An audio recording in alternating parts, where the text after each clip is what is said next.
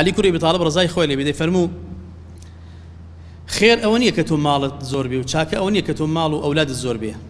أو بشكل دنيائية شاك لتودا يان خير وخازان لايتو أونية مال أولاد الزوربية أما بشكل أبو دنيات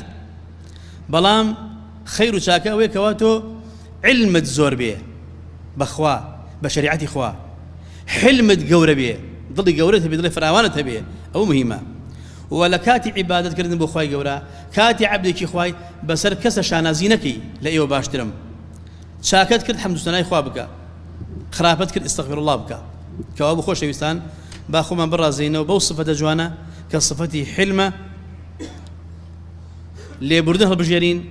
لقل لا أستي تولدا شابوشي ما نهبي لغلطي خلقي ضل ما فراوان بيه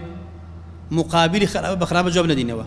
بلكو هتابت واني صفتي شاك كصفتي بيغمرانا سلامي خواني بلخوما بين ندي بوي هلو كمكرم النبي